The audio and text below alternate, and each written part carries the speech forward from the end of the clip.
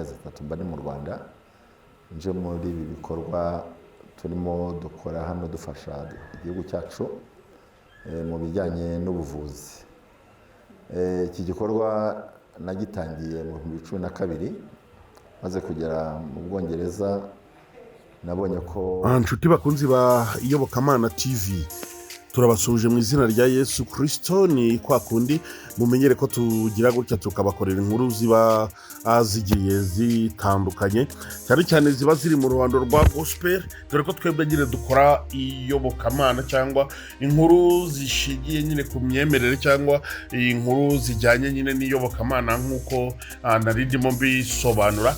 Ari no muri ubwo buryo rero kuri uyu wa kane w'itariki ya 2 ku kwezi kwa 10 muri uyu mwaka wa 2025 Iyobokamana TV twabakurikiraniye inkuru.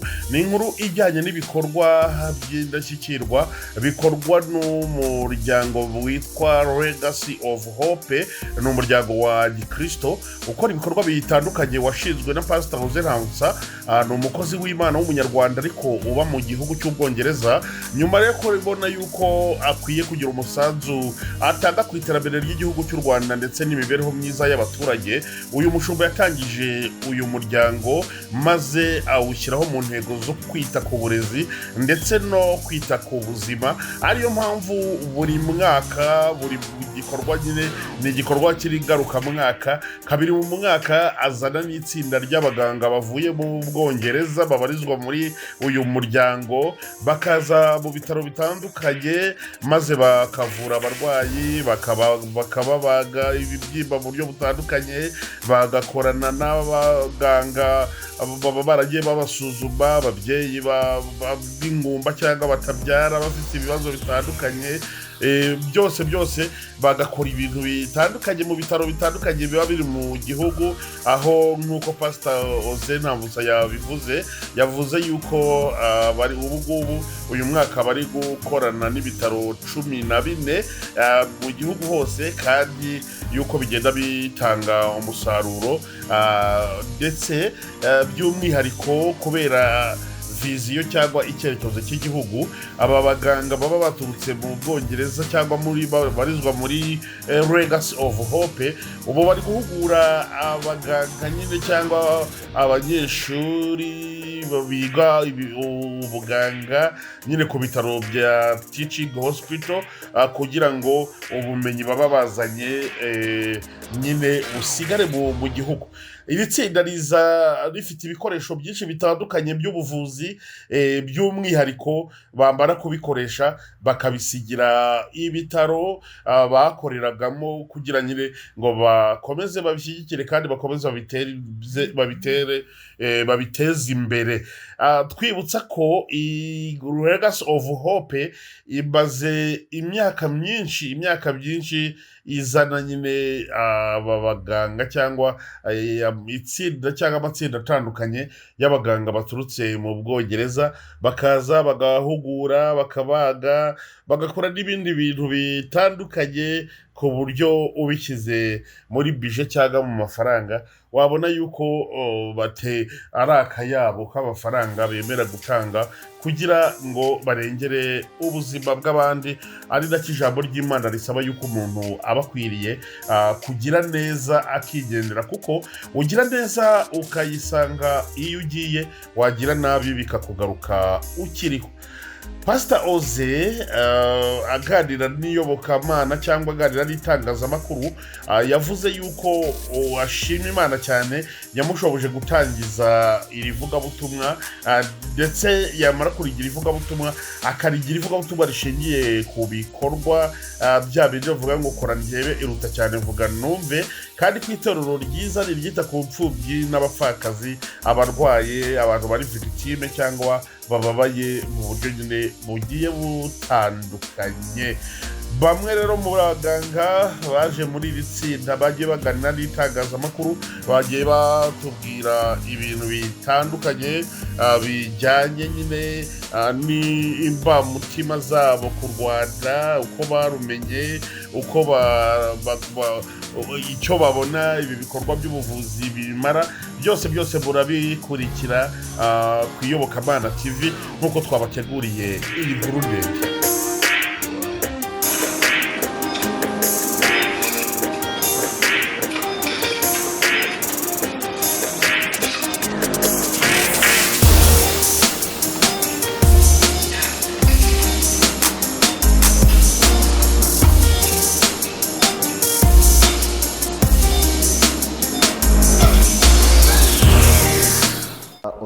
Ntavuka nkaba ntuye mu gihugu cy'Ubwongereza, umunyarwanda wo mu gihugu cy'Ubwongereza, ariko kenshi mba ndi hano mu Rwanda, buri mezi 3 mba ndi mu Rwanda, nje muri ibi bikorwa turimo dukora hano dufasha igihugu cyacu mu bijyanye n'ubuvuzi. Iki gikorwa nagitangiye mu 2012 maze kugera mu Bwongereza. Nabonye ko hari itorero nyoboye cyitwa All Nation Ministries, ari naryo ryabyaye Rwanda Legacy of Hope. Maze kubona ko harimo abantu bafite skills zitandukanye ndetse harimo n'ubuvuzi, nabonye ko hari icyo byafasha igihugu cyacu. Ubwo ku bijyanye n'ubuvuzi nahise nohereza abaganga babiri baza gukora research muri 2011. 2012 turaza dutangira mu bitaro bya Nyamata. 2013 babaye 12, tugifungurira ibitaro bya Rukoma biba 2.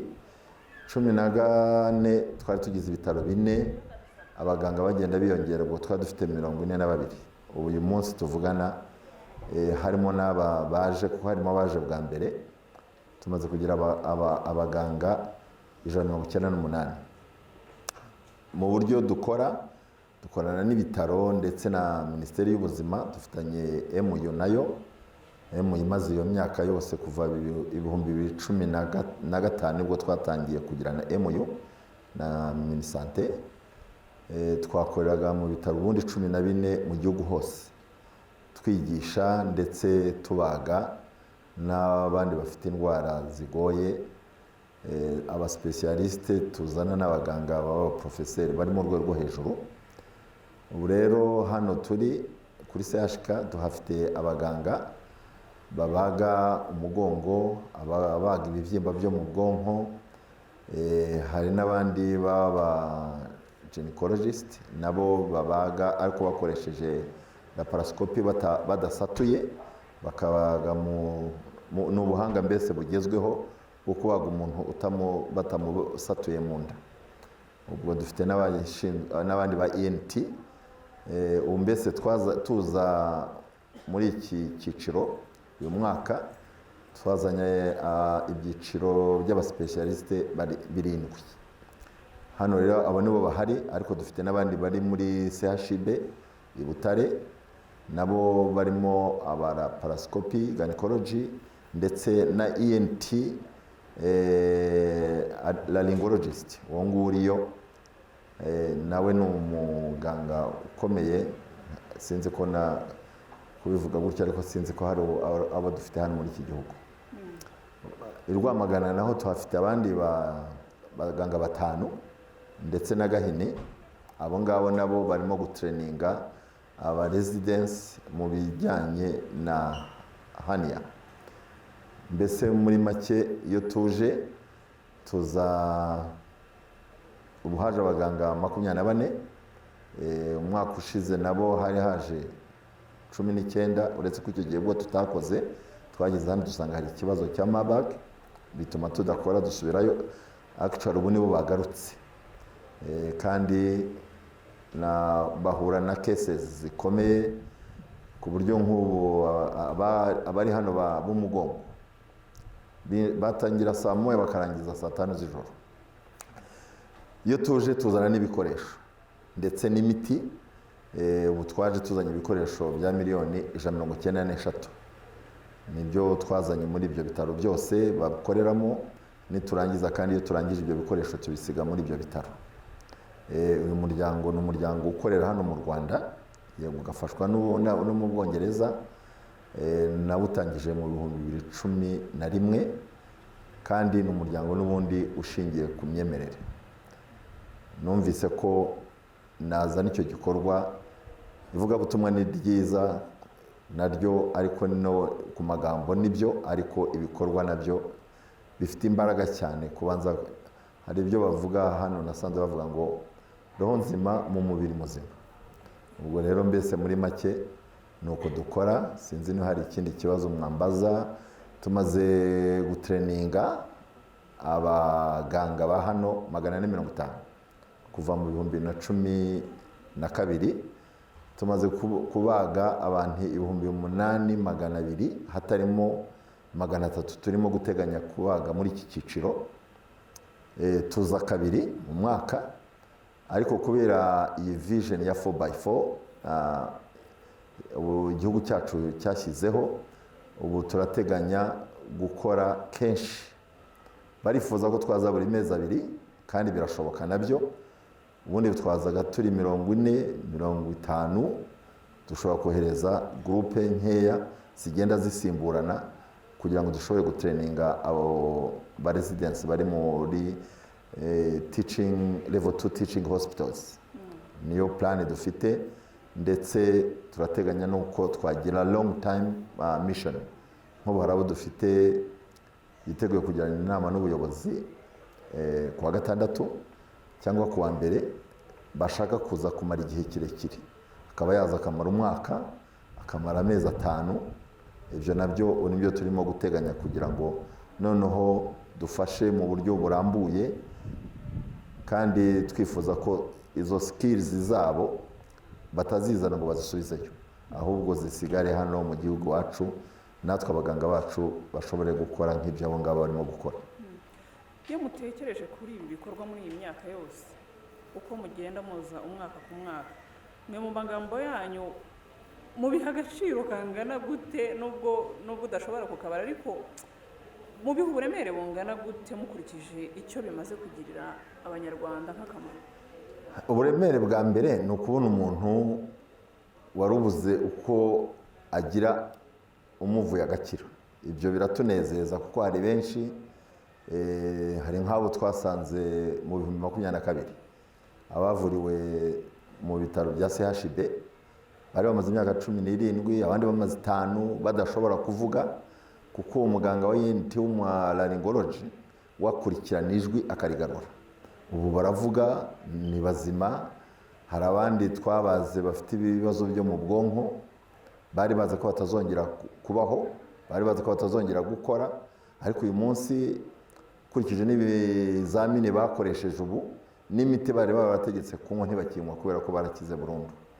Hanyuma ku bijyanye rero n'amafaranga, nabyo tubiha agaciro, kuko abaganga bacu nubwo nta mafaranga tuzana, ariko buri muganga tumuha agaciro gasanzwe nako yakoreraga mu Bwongereza cyangwa mu bindi bihugu, kuko dufite abaganga 198 barava mu bihugu 12 mu Burayi, muri Amerika no muri Canada. Urumva rero muri ripoti zacu, kuko buri mwaka dutanga ripoti y'ibyo twakoze, ariyo duha minisante, ariyo niyo duha RGB, dusanga nk'ingi nyikubwiye turimo turebera miliyari 2 na miliyoni 700 kubo tuzavura, kubo tuzatreninga, n'agaciro ka buri muganga. Pastor, kuri iyi shuro mwazanye icyiciro gishya cy'abantu babaga umugongo, murateganya mute gukomeza kuzana n'ibindi byiciro? Uburyo dukorana n'ubuyobozi. Twebwe ntabwo tuvuga ngo reka tujyane umuganga, tuganira haba muri Minisiteri y'Ubuzima. Twebwe tubasaba needs zabo. Ese abaganga bakenewe ni abahe? Abo mwumva twabazanira ni abahe? Ntabwo tuvuga ngo reka dufate abaganga tujyane, tuzana uwo badusabye. Abo badusabye rero nk'ubwo muri ubu twazanye ababaga umugongo, kuko nibwo bwa mbere baje, ariko hari n'abandi turimo kuganira nabo bifuza. Ejo bundi tuzagirana ikiganiro n'ikigo cyitwa Elfika, hari ikigo gikorera hariya Masaka. Nabo urumva turashaka kuzana n'abaprofeseri, kuko abaganga benshi n'abaprofeseri bigisha muri universities. Byaba na byiza baje bataje kubaga, ahubwo bakajya mu ishuri bakigisha. Nabyo ubwo bushobozi barabufite, kandi hari n'abandi barimo kubisaba ko bashaka kuza, nabo dushobora kuzana kugira ngo baze kwigisha. Abari imishinga runaka mufite y'ahazaza igendanye no gukomeza kwagura ibi bikorwa? Turabifite rwose, kuko Minisiteri y'Ubuzima ntabwo ubu sinakubwira ngo turimo turateganya gufungura ibitaro, bishobora kuzaza nyuma, ariko ubu ngubu turifuza ko twakorana n'igihugu. Igihugu gifite ibitaro rwose bihagije, ahubwo igikenewe ni ibikoresho ndetse n'abaganga. Ubu rero ikitunezeza si uko twaza ngo dukore tubone amafaranga. Burya iyo umuntu umuvuye ukabona ubuzima buragana, biruta amafaranga. Yego hari abantu bakumva ko atari ukuri, ariko twebwe nuko tubibona, kuko guhindura ubuzima bw'umuntu ukabona burahindura biruta amafaranga ayo yose wabona.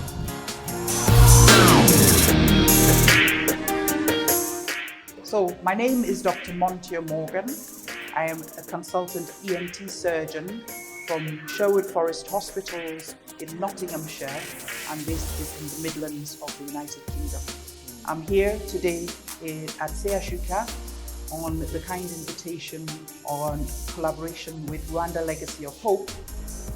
This is my 5th visit to Rwanda, doing ear, nose and throat surgeries here at Seashuka. I came before to Butare, but this time we're doing 1 week of ear surgery and nasal surgery, along with our colleagues. The head of department here at Seashuka is Dr. Charles Nkuru. So basically, what's the purpose of your mission and what are you aiming to achieve with The purpose of our mission is twofold. Firstly, to provide services in ENT surgery, working especially in nasal surgery, what we call functional endoscopic sinus surgery, and ear surgery to treat patients who have chronic ear disease and long-standing ear perforations. My main expertise is doing minimal access surgery, so reducing the chance of having a big incision behind the ear. Like today, we did a beautiful operation just by approaching the ear without doing an incision, only on the inside. It reduces the morbidity, bleeding, reduces the complications, and was able to close the eardrum using a graft taken from the front of the ear, and also close the breach, the gap between the little bones on the inner ear. This is microscopic surgery, which we have been doing today. The other operation we've been doing today, along with Dr. Charles, is draining a big abscess within the sinuses using an endoscope. This patient in the previous times will be done by having a big incision on the face, and so this avoids the need for having an outside incision and just drains the abscess from the inside of the nose using endoscopic surgery. This is an advantage. We believe that you've been actually trying to also, as you actually perform your operations, you also teach. Yes, absolutely. So what is your experience with Rwanda? Because I believe you've been to other African countries. Yes, that's right. What is your experience, and what do you think maybe? I've only had a good experience in Rwanda. I am a Rwandaphile. I even during the UCI, I was captured on social media dancing in the outside of the convention center. But seriously, the Rwandan residents and colleagues that we work with have been able to pick up the skills that we are sharing, and also we pick up skills from our colleagues. So it is a bilateral cooperation. Is there an emotional story behind you coming to Rwanda, or it's just the Rwanda file, like you said? Yes. So Rwanda Legacy of Hope works with a specific consultant called Dr. Chris Opong, and he is in charge of Operation Hernia, and he's also the medical direction of Rwanda Legacy of Hope.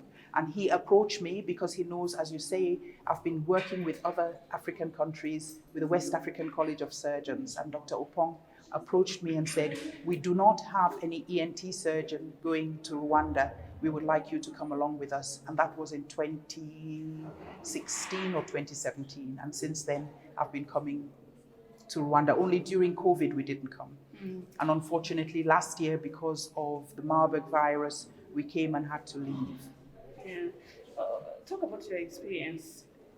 What are some of the stories that, when you think about, like the surgeries you did when you were here, but when you think about it, you feel happy, you feel proud of yourself? Yes, exactly. The main experience, what makes me really feel proud of myself, is the minimal access. The fact that we can do surgeries without incisions, that we can use endoscopes to drain and clear huge polyps, huge destructive lesions within the nose and the sinuses, and also replace the eardrum, the tympanic membrane, by a very small incision inside the ear. So the main thing that I'm happy about is that they don't have a big incision on the outside. Do you have some here patients that you treated when you were here? I have, specifically, I can talk to you about Pacifique.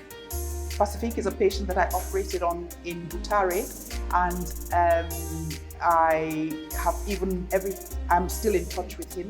I did his surgery, not endoscopically, with minimal access, and he was so happy with the outcome. His hearing was improved and the eardrum was closed, no more infections.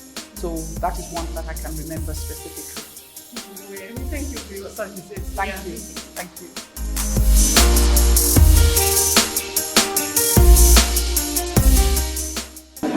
My name's Debbie Webster. First of all, it's a huge pleasure to be here. This is my first visit to Rwanda, apart from last year where we weren't actually able to have our week here because of, unfortunately, the Marburg virus. So really excited to be here this year and be able to get into theatre and do the work that we've come here to do.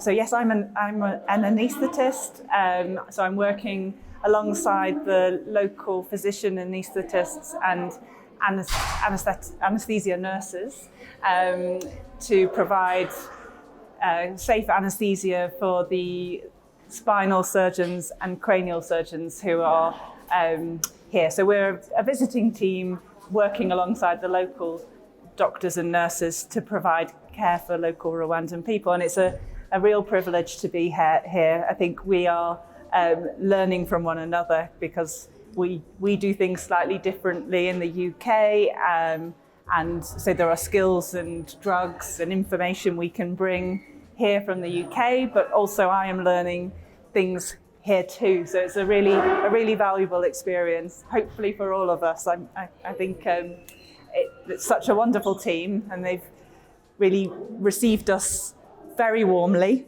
and we're having a great time. It's good. It's hard work, but it's also good fun. But how is this important to you as a person? Because you accepted the invite to come. Yeah.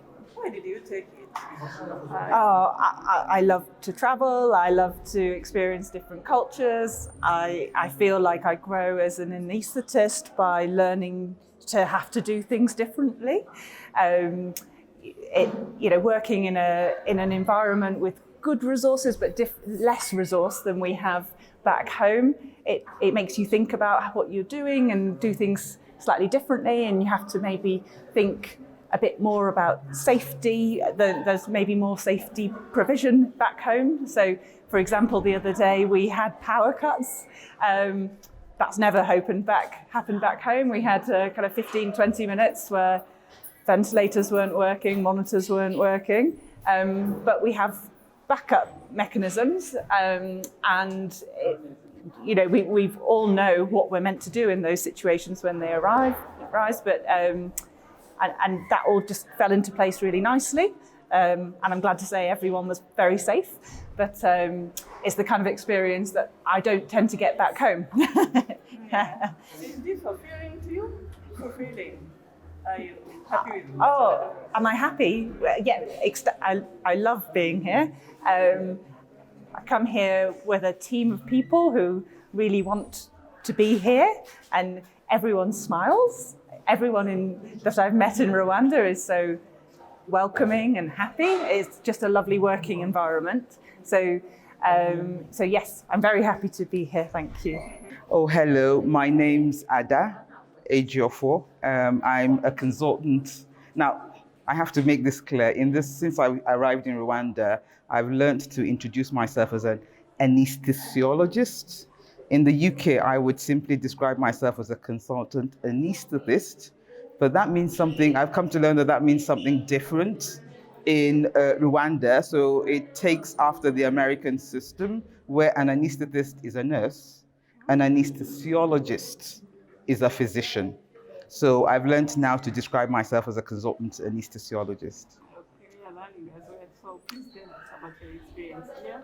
So I'm first time with the Rwanda Legacy of Hope. So I'm Virgin Rwanda outreacher. I did come with the team last year. Sadly, because of the Marburg virus incident, we had to literally do a 180-degree turn and go back to the UK. But this second time, last time I was in Rwanda for about 2 days, 3 days, and there were some things that I noticed, which when I came back this time, sometimes you wonder whether you're just infatuated with a country, because I am a Rwanda fan, and I had heard a lot of good things about Rwanda. So the minute I was contacted and I said, where Rwanda, I said, I'm going, put me on the list. And when I came, the first few days, and I went away and I was like, okay, did I just see the best? But it's nice to come back this time around and kind of like get embedded, as they say, in a city of 1,000 hills, and find that actually these things have become part of the culture. And what is it that Kigali says to me on arrival? Now, I'm going to say this just as I see it through my own eyes, and I hope that it will be taken the right way. The first time I arrived, I said to myself, this city says to me a few things, loud and clear.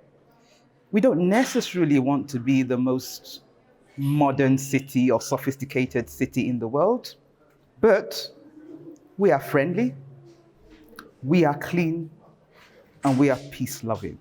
And those things were speaking to me from the street, the wind of Kigali, and from the people, of course, the expressions on their face. And it's nice to come back this time, because now I've gone to a few more places, and I'm like, this is real. I didn't imagine it the first time I came.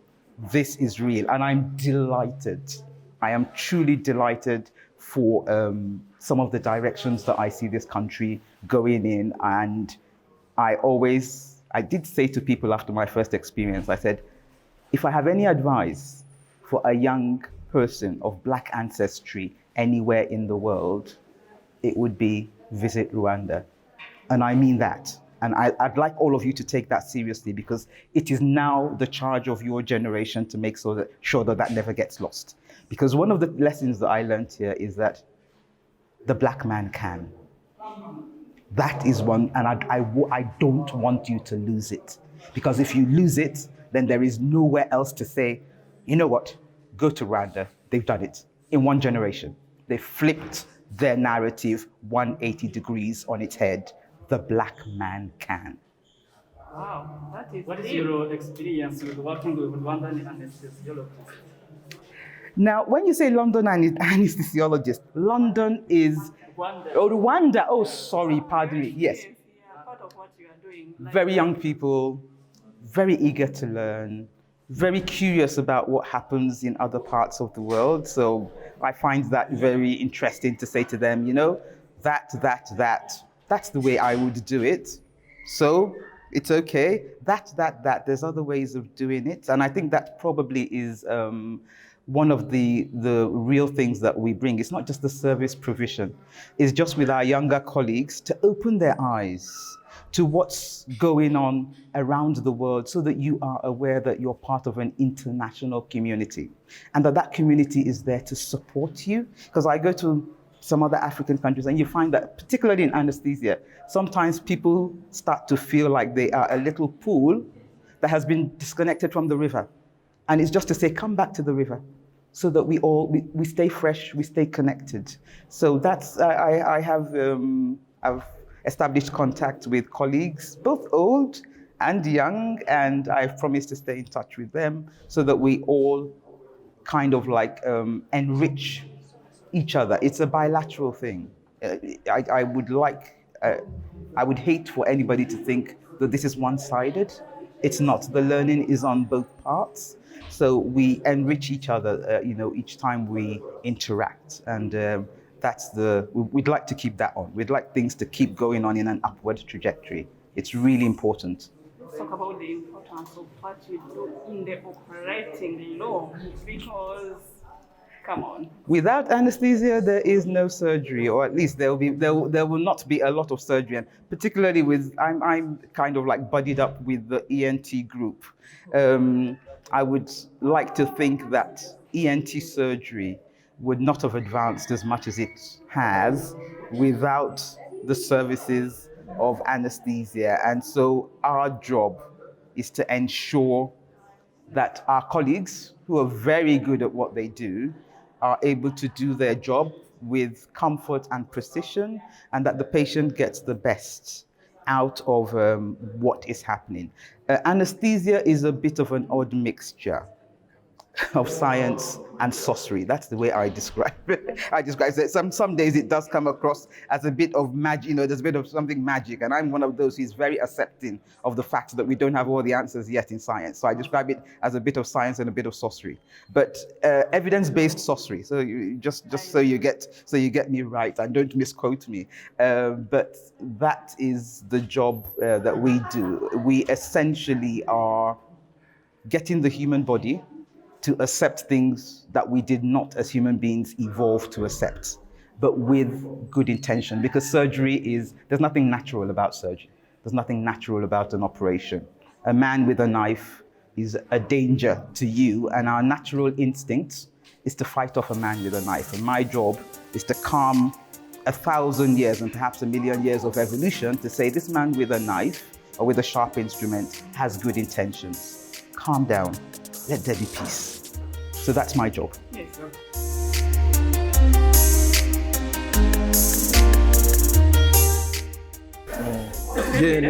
Ndi Dr. Muneza Severien, nkaba ndi neurosurgeon, muganga uvura indwara zijyanye n'ubwonko n'ibishamikiyeho. Nkaba nkuriye serivisi ya neurosurgery hano muri CHUK.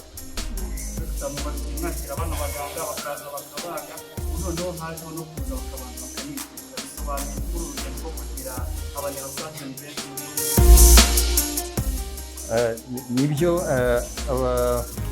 abaganga ntabwo batangiye kuza hano muri 2018, ubundi baba bagomba kuza rimwe mu mwaka. Hari igihe cyatubangamiye cya covid n'igihe cya Marburg basibye imyaka 3, ariko muri misiyo babajemo baba bagomba kudufasha kubona umubare w'abarwayi, kutwigisha ubumenyi tudafite, byose birajyana. Kandi mu kwigisha ntabwo ari ubwa mbere bitangiye, kuko iyo umuntu tubyita hands on teaching, ni ukuvuga ko iyo babaga baba banigisha. Wenda ku buryo bw'umwihariko hari igihe hashobora gutangwa n'amasomo umuntu yicaye mu ishuri, ariko byose biba ari ukwigisha. Kandi tumaze kwiga byinshi cyane. Kuri inshuro biragira neza.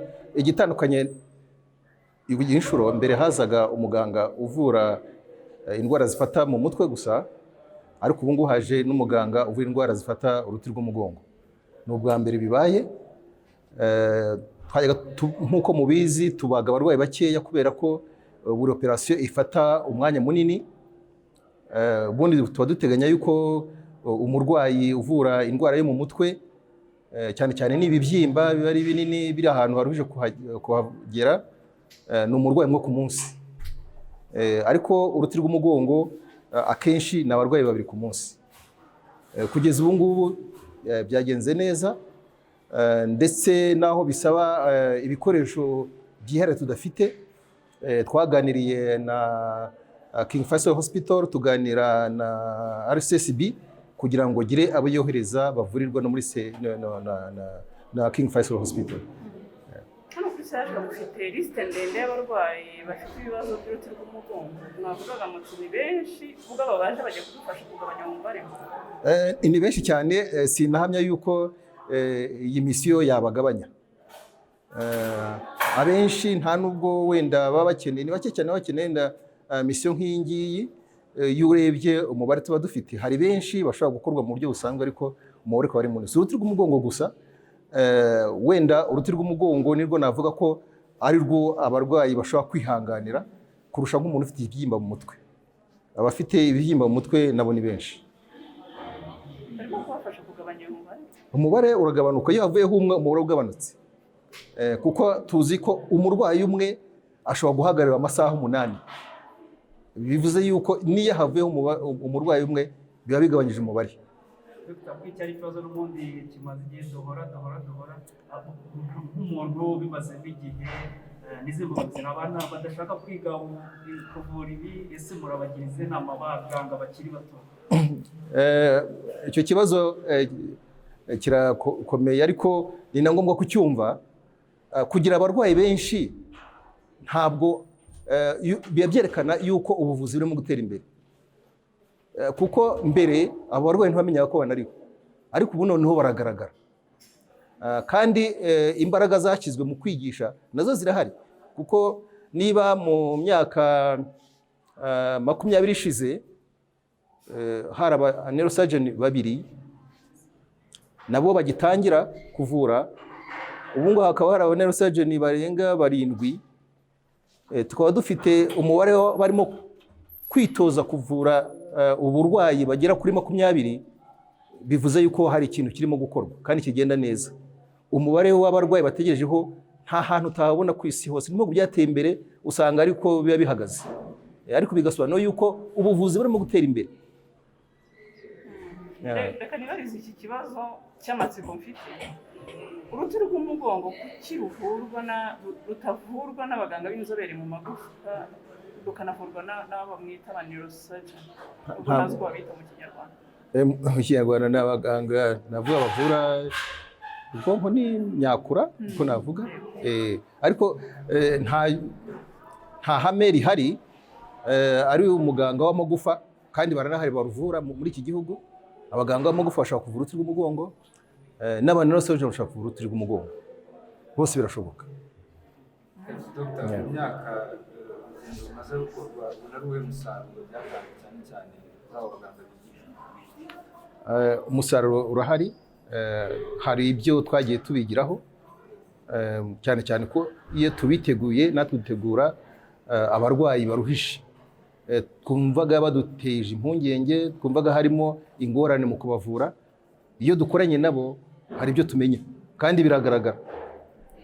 Wenda sinaguha igipimo gifatika ko biraje kugipima, ariko mu bijyagiye bikorwa mu buryo ibyo twakoraga mu myaka ishize n'ibyo ubu ngubu biratandukanye.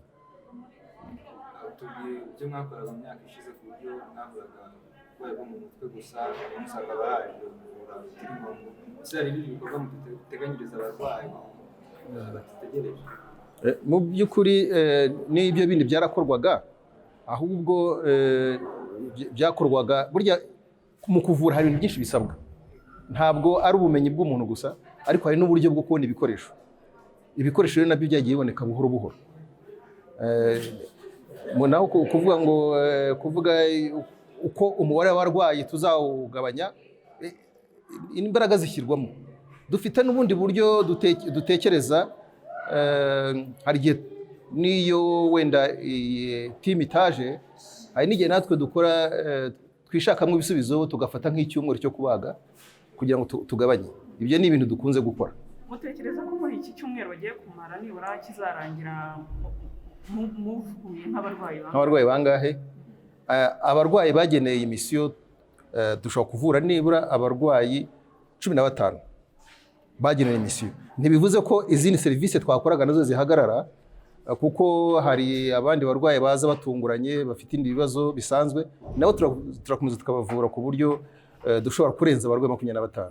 Nitwa Rutayisire François Xavier, nkaba ndi umuganga ariko nkaba ndi n'umunyeshuri uri kwiga muri kaminuza y'u Rwanda mu ishami ry'ubuvuzi. Ndi kwiga ibijyanye no kubaga indwara zifata ubwonko, urutirigongo ndetse n'imyakura. Ikibazo kimwe nk'umunyeshuri urimo kwigira iki kuri izi mpuguke z'abaganga zaturutse mu Bwongereza, bitekereza ko bizagufasha uburyo witegura gukora? Bano baganga turi kubigiraho byinshi. Ni abaganga b'inzobere baturutse mu Bwongereza. Nk'uko babibabwiye, harimo umuganga ubaga ubwonko, hakabamo n'umuganga ubaga indwara zifata uruti rw'umugongo. Mu by'ukuri rero tubigiraho byinshi. Natanga nk'urugero, nk'umunsi wa mbere baza twarabanje, hari haje abarwayi barenga nka 50. Tujya muri consultation turabasuzuma. Muri abo ngabo niho Dr. Muneza uri gukora ishami rya hano yababwiye yuko twahisemo 15 tubona tuzabaga muri iki cyumweru. Rero muri uko gusuzuma mwicaranye, muba muganira nk'umunyeshuri, nyirumva bakubaza ibibazo, bakumva uko utekereza, noneho nawe ukumva uko batekereza. Mu by'ukuri tukabigiraho ibintu byinshi. Saho gusa, kuko iyo turangije gutegura abarwayi gutyo tuzana muri salle d'op, tuba tubaga turi hamwe, turi kumwe n'abandi barimu bacu ba Dr. Muneza. Ariko nabwo naguha nk'urugero, hari nk'umumama wari waje ufite ikibyimba cyo ku ndiba y'ubwonko, cyamuteraga kugenda ahuma, byatangiraga areba ibikezi atanahumurirwa.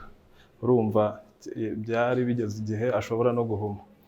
Ariko dufatanyije n'abo baganga bagiye banyobora, turafatanya kugeza ubwo icyo kibyimba ari igihe nk'umunyeshuri wagikuyemo. Rero urumva tubigiraho ibintu byinshi. Si muri salle d'op gusa, kuko na nyuma yaho turagenda muri ICU tugakurikirana abo barwayi babazwe, tukabakurikirana no muri Mubitaro bisanzwe. Iyo turangije kubaga tujya kureba abarwayi twabaza. Nk'uwo murwayi twabaze w'icyo kibyimba, uyu munsi twamusezereye.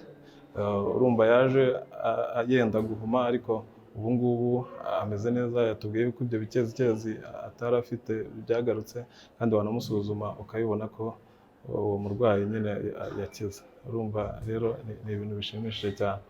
Ntabwo ari twe nk'abaganga gusa bigisha, kuko baba bazanye n'ikipe y'abanyakinya nk'uko mwabibonye, ikipe y'abaforomo. Abo banyakinya bigisha abanyakinya bagenzi babo, abo baforomo bakigisha abaforomo bagenzi babo. Nk'abaganga ntabwo tubaga twenyine, tubaga turi kumwe n'iyo kipe yose. Iyo uri umuganga ukabaga neza udafite ikinya cyiza, birapfa. Udafite umuforomo ukumenyera ibikoresho, ubitegura, ubiguhereza, nabwo birapfa.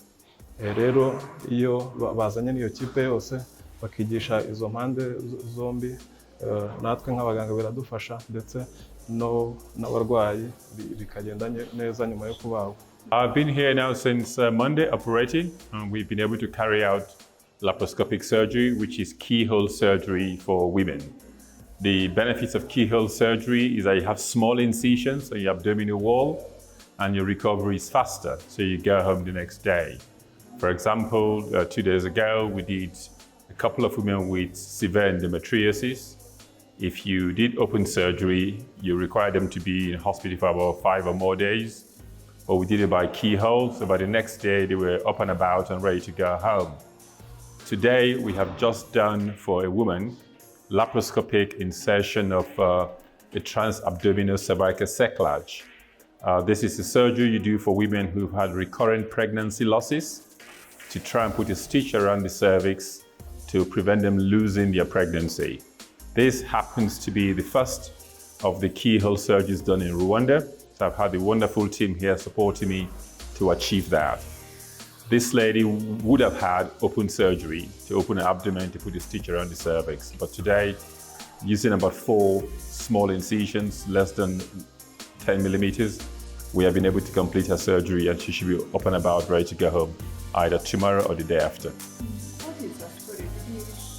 She's a young girl who's lost 4 pregnancies, and all the pregnancies have been lost at less than 12 weeks. And so this hopefully would be her 5th pregnancy, and hopefully she'll get to carry this baby further in pregnancy and deliver a live baby at term. Is she pregnant? She's 12 weeks, a few weeks pregnant, yes. You've been here for some time, and now you are teaching Rwandan residents. How do you find it useful for the next generations? That's a very good question. I've been coming here since 2022, and I've seen the evolution of the doctors start from just learning the basic laparoscopic surgery. You have your consultants now who are able to do very interesting cases, and hopefully moving on to the level 3 stage of laparoscopic surgeries. The residents have come to theatre to see how we do things, and hopefully they will get their interest in laparoscopic surgery. It is the future, and I'm glad that in Rwanda you have your ICAD center here, which is a center for laparoscopic surgery or minimal access surgery. As long as you use it wisely, you hopefully in the next 5 or 10 years will have a very good cohort of minimal access surgeons, which will benefit your women population in Rwanda. What's your experience of this time compared to the recent ones? Because you have been here for different times. I think it's still about the same. The people are still very generous, very accommodating, and very welcoming. And in terms of the patient population, it's still about the same. Patients who really have need to have medical interventions. And most important to me is your quality of doctors here. You still have people who are enthusiastic and passionate about their patients' care, and that's important. And I'm really grateful for my colleagues from Rwanda who are here, who've really been open to me and accommodating to the things and the ideas I've suggested to the team. So I think it's all win-win for everybody, especially for your women in Rwanda. So how many patients do you intend to do surgery in this week? The plan was initially to do about, I think, 13 or 14 patients, but we've had a few of them haven't turned up, and we've had to cancel 2 patients, unfortunately, because they were not medically fit to have surgery. Mm-hmm. Yeah. So that's 12? No, I think we'll be less than 12. Yeah. Great, thank you so much, doctor. No, thank you very much.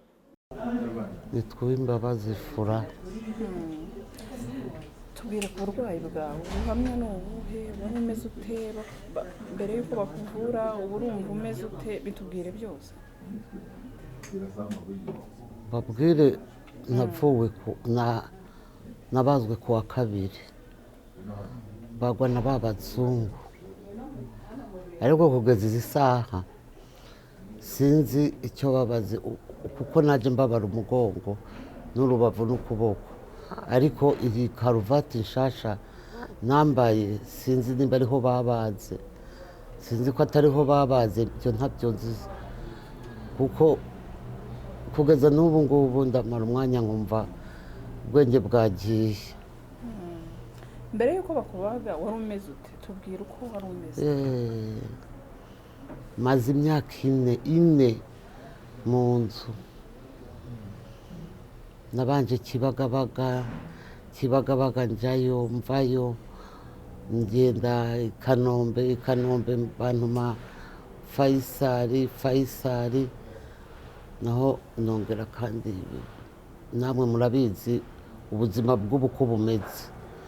Hanyuma njaha ahangaha ku dogiteri yitwa Shingiro, arambwira ati hari abantu bazaza kudufasha ubwo igihe bazazira nzaguhamagara. Hanyuma baje araduhamagara barambaga, ariko kugeza ubu n'ubu ndacababwira sinzi aho babaza hariho.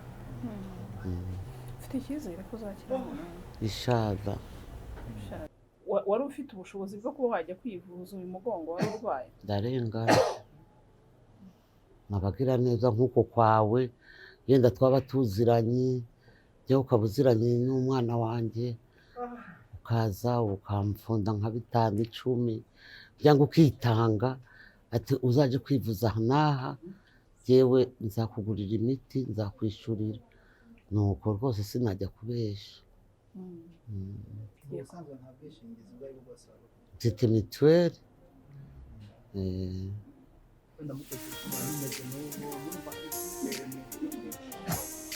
Gukira kubera Imana tuzakira.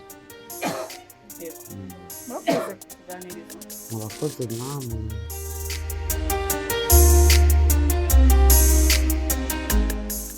Igice cyo hasi cyose ntabwo cyakoraga, kimeze nk'icyarabaye pararize.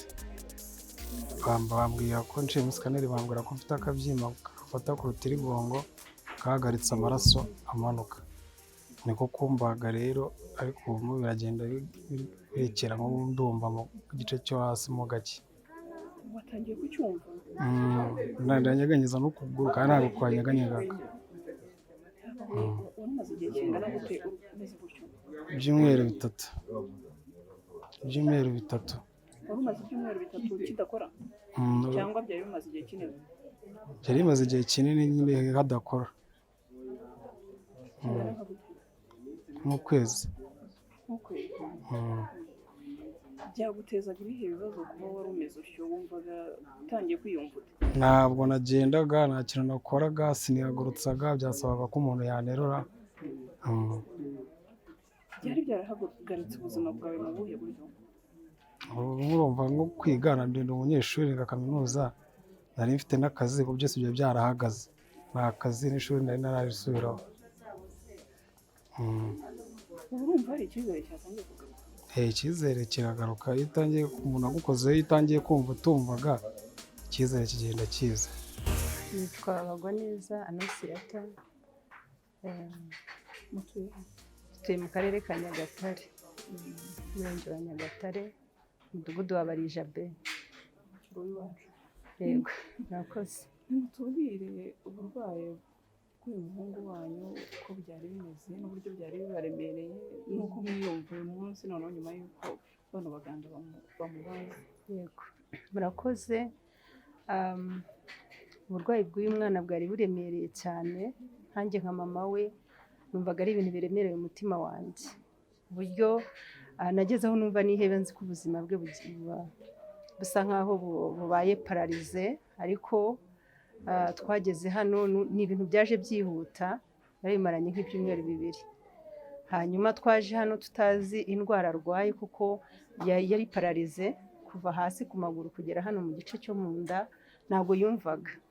Byari uguterura, tumuzana byari ukumuterura. Twageze hano mu by'ukuri batwakiriye neza, baratwakiriye, bahita badufasha ako kanya, batweza kujya guca muri sikaneri. Tuvuyeyo indwara barayibona, kuko babanje gufata egizami zose babura indwara, ariko duciye muri sikaneri basanga afite ikibazo cy'umugongo, hariho uburwayi buri. Bahise batwakira ako kanya, bamujyana muri arijanse, bahita bamujyana muri sale dope, baramubaga, ariko ubu tuvugana ni muzima. Amaguru ntabwo wamukubitagaho kumva ntiyumva, ntiyakubasha kuguterura, ariko uyu munsi yari yakonje igice cyo hepfo, igice cyo hepfo aricyo gishyushye, bivuze ngo hasi ntabwo amaraso yajyagamo, yari ameze nk'umupfu. Ariko uyu munsi ni muzima, uramukoraho akumva. Nahoze mukorera, ntuza arambwira ngo arimo aranyumva, amaguru araguteruramo gakeya, kandi bamubaze ejo. So urumva rero ni ibintu byihuse. Ni ukuri ndashimira ibitaro byacu uburyo byatwitayeho, ndashimira n'umuyobozi w'igihugu cyacu uburyo yaduhaye uburyo bwiza bwo kwivuza tutarushye. Nkurikije amafaranga nishyuye ni make cyane, nuko nari kujya muri prive bakanca menshi. Ndabashimira rero, umwana wanjye ni muzima.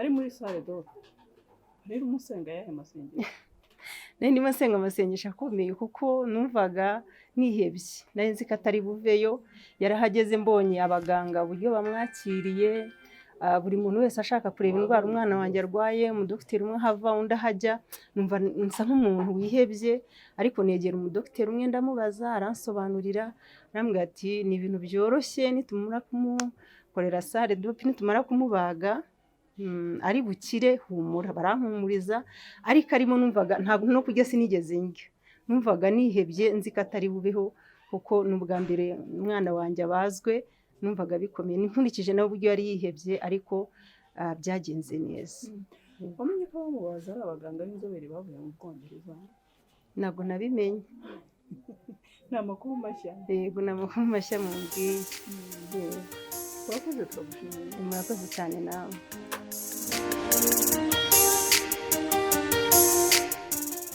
murakoze cyane hashize imyaka hafi 15 dukorana na iki kigo kitwa Rwanda Legacy of Hope nibo batufasha bakatuzanira abaganga b'inzobere baturuka cyane cyane mu Bwongereza. So igihe rero bari hano urumva ko baza kudufasha ibintu byinshi kugira ngo batunganire muri mushingano dusanzwe za buri munsi, harimo kuvura hakabamo no kwigisha. Mu kuvura rero twebwe nk'iyi mission iri hano uyu munsi iki cyumweru cyose harimo abaganga babaga mu mutwe bakabaga no mu mugongo, hari n'abandi babaga mu matwi no mu mazuru, hari n'abandi bari kubaga mu bagore bakoresheje ikoranabuhanga.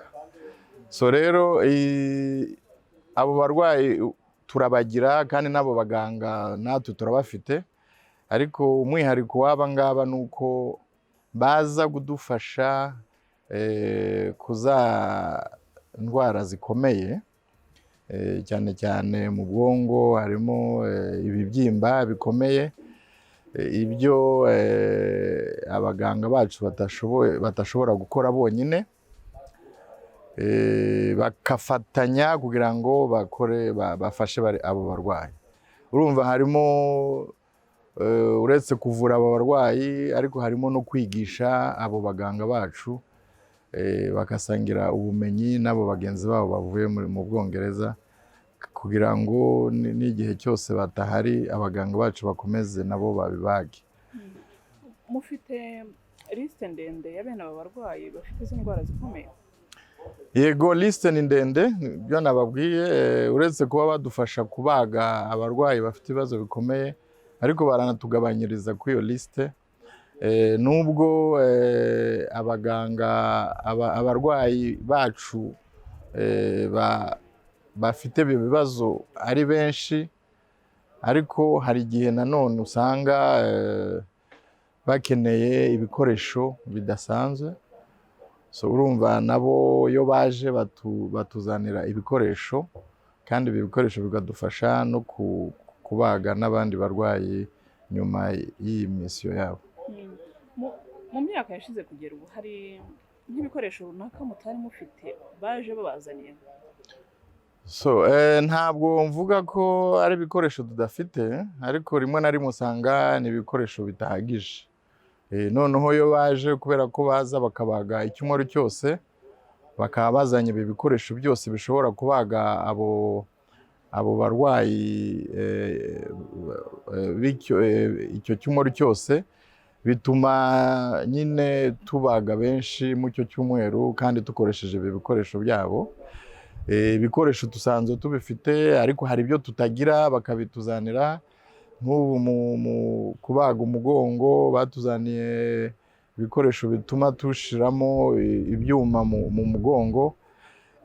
Hari ibyo tugira ni bike ariko batungereyeho n'ibindi. Ibyo rero biradufasha tukamara igihe runaka turimo gufasha abarwayi kandi bikabagirira akamaro. Ni nabyo nari ngiye kubabaza, kuri iyi nshuro hiyongeye muri serivisi batanga hiyongeremo kuvura uruti rw'umugongo, spine. nimutubwire situwasiyo y'ubu burwayi mukurikije abarwayi mufite hano babyo muri shika n'ikintu noneho bigiye kuborohereza kuri ubu. Indwara z'umugongo ni nyinshi kandi zitera ubumuga cyangwa se abarwayi urumva zirababaza cyane ku buryo udashobora no kugenda, bigasigira abarwayi ubumuga. Iyo baje rero baraza kudufasha kubera ko tudafite inzobere nyinshi zibaga umugongo. Ibyo bidufasha, icya mbere nuko abo barwayi babona iyo serivisi kandi bikabafasha bagakira bagasubira mu buzima busanzwe. Ariko biradufasha kwa kundi navuze kwigisha na babandi bacu dufite hano kugira ngo bazakomeze babibage. Urumva rero ni inyungu tubifitemo n'ibyo bikoresho bazana, kubera ko ari indwara tutavura kenshi. N'ibyo bikoresho rimwe na rimwe hari igihe tutaba tubifite bihagije. Kubera ko izo ndwara yego hano turazivura gake gake, Faisal barazivura, Kanombe rimwe na rimwe, ariko iyo tugize amahirwe bakaza icyumweru cyose b'abarwayi bari bategereje batashoboye no kugera ku bitaro bya Faisal kubera ubushobozi, nabo tubafasha tukabavura. Urumva rero ko bifite icyo bifashije abarwayi. Usibye izi ndwara muri kuvura muri iki gihe, hari izindi mubona zikunda kuza zirwawe n'abarwayi benshi muteganya kongeramo ku buryo nazo zazitabwaho? Mu by'ukuri indwara ni nyinshi, ntabwo nshobora kuvuga lisite y'indwara zibagwa. Ni nyinshi cyane kandi n'inzobere zibaga indwara zibagwa ni benshi. Nk'ibitaro rero bya kaminuza dufite za specialite nyinshi zibaga. Urumva uretse kubaga mu mutwe bari kubaga no mu matwi, barahari. Bari kubaga no mu hariya mu bagore. Hari n'izindi ndwara. Rero twebwe dushobora kugirana ubu bufatanye mu burwayi bwinshi cyangwa se mu kubaga indwara nyinshi. Ariko nabyo biterwa n'ubushobozi bwabo bwo kuzana abaganga benshi icyarimwe n'ibikoresho bibakoreraho. Ariko icyo cyifuzo cyo gukorana nabo mu nzego zose nacyo kirahari.